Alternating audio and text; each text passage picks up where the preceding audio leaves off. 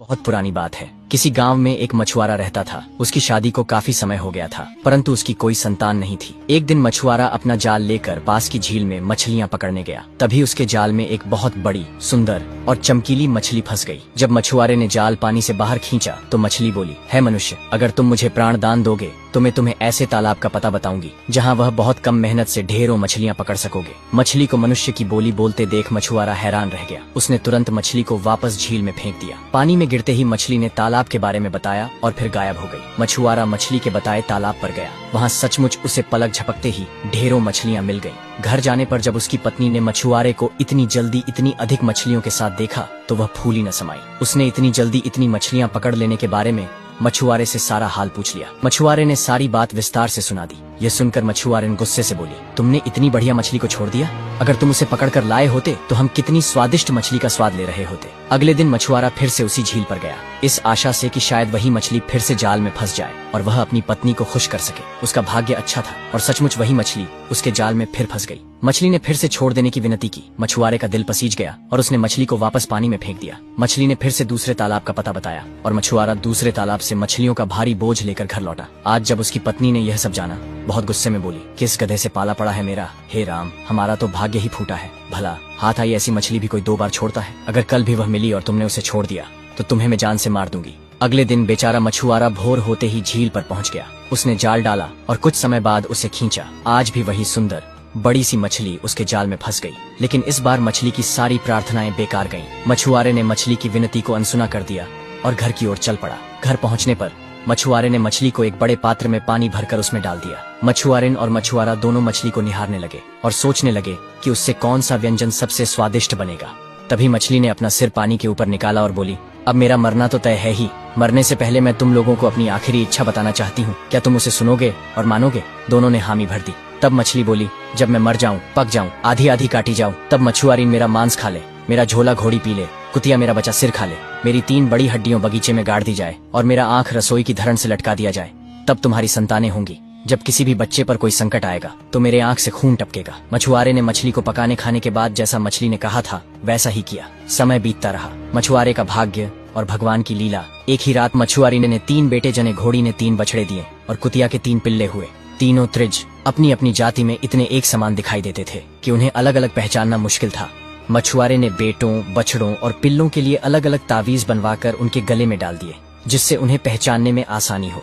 जो 3 हड्डियां बगीचे में गाड़ी गई थीं, वे शानदार तलवारें बनकर उगाईं। धीरे धीरे बेटे बड़े होने लगे। जब बच्चे बड़े हो गए तब मछुआरे ने तीनों बेटों को एक एक घोड़ा, एक एक कुत्ता और एक एक तलवार बांट दी। इस तरह दिन आराम से गुजरते रहे। जब सबसे बड़ा बेटा जवान हुआ तो उसे मछुआरे की जिंदगी से ऊब महसूस होने लगी।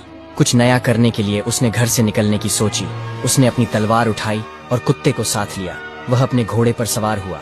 अपने छोटे दोनों भाइयों से बोला, रसोई की छत से लटकी आंख का ध्यान रखना। अगर उससे लहू टपके तो मेरी खोज करना। या तो मैं मर चुका हूँगा या मुसीबत में रहूंगा। अच्छा तो मैं चलता हूँ, तुम अपना और माता पिता का ध्यान रखना। ऐसा कहकर वह चल पड़ा। दिनों दिन अनजान राहों पर चलने के बाद वह एक नगर के प्रवेश द्वार पर पहुंचा, जहां उदासी छाई थी। ऐसा लगता था मानो सारा शहर सन्नाटे में खो गया हो। उसने शहर की उदासी का कारण जानना चाहा। उसने एक व्यक्ति से इसका कारण पूछा। वह बोला, हर दिन हमारे शहर में एक नरभक्षी राक्षस आता है। वह ठीक 12 बजे दिन में पुल के ऊपर दिखाई देता है। हर दिन उसे खाने के लिए एक स्त्री का भोग चाहिए। यदि ऐसा न हो तो वह शहर में घुस आता है और राह में पड़ने वाले हर छोटे बड़े स्त्री पुरुष को खा जाता है।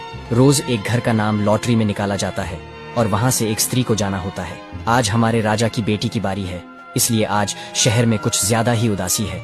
बेचारे राजा ने तो घोषणा भी करवा दी है कि जो युवक राजकुमारी को बचा पाएगा वह राज्य भी पाएगा और राजकुमारी से ब्याह भी रचाएगा। नौजवान मछुआरे ने कहा, मैं राजा से मिलना चाहता हूँ, मुझे बताओ राजा कहाँ मिलेगा? व्यक्ति बोला, थोड़ी दूर राजा का महल है। नौजवान मछुआरा थोड़ी ही देर में राजा के महल के पास पहुंच गया।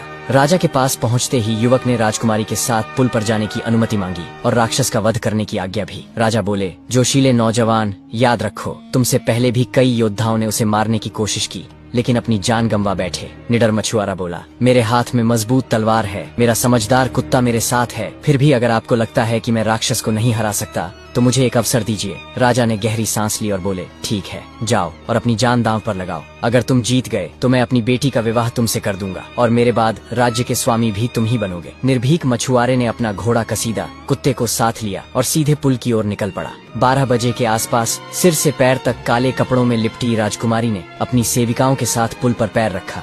पुल के बीच में पहुंचकर सारी सेवकाएं रोती बिलखती हुई चली गईं। बेचारी राजकुमारी पुल पर अकेली रह गई। उसने चारों ओर नजर दौड़ाई तो एक युवक को अपने कुत्ते के साथ उस पुल पर बैठे देखा। वह उसके पास जाकर बोली, श्रीमान, आप यहाँ क्या कर रहे हैं? क्या आपको मालूम नहीं है कि नरभक्षी राक्षस किसी भी पल मुझे खाने के लिए आने वाला है? अगर आप यहीं बैठे रह गए तो वह आपको भी खा जाएगा। भोली और सुंदर राजकुमारी को देखते ही युवक उस पर मोहित हो गया था। युवक बोला, मैं सब कुछ जानता हूँ, मैं आपको बचाने और आपसे शादी करने आया हूँ। राजकुमारी फिर बोली, अभागे युवक, यहाँ से तुम भाग जाओ। तुम्हें मालूम नहीं है वह कितना नीच राक्षस है। तुम उसे मार नहीं पाओगे, वह हम दोनों को ही खा जाएगा। युवक बोला, तुम्हारे प्यार की खातिर राजकुमारी, मैं अपनी जान भी दांव पर लगा दूंगा। फिर जो भी होना होगा वह देखा जाएगा। अभी दोनों की बातचीत खत्म भी ना हुई थी कि महल के घड़ियाल ने दोपहर के 12 बजने की डंकाल लगाई।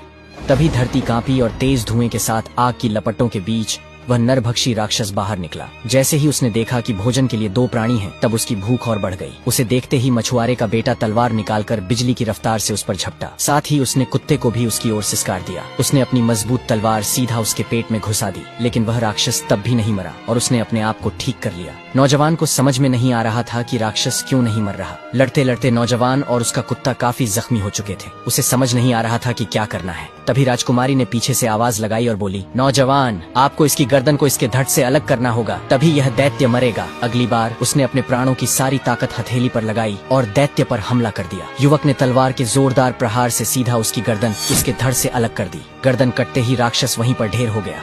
फिर उसके बाद वह राजकुमारी को अपने साथ घोड़े पर बिठाकर महल की ओर लेकर चल दिया। जब राजा को पता चला कि राक्षस मर चुका है, तब वह बहुत खुश हुआ। वादे के अनुसार राजा ने राजकुमारी की शादी मछुआरे के लड़के के साथ करा दी और वे दोनों अब खुशी खुशी रहने लगे।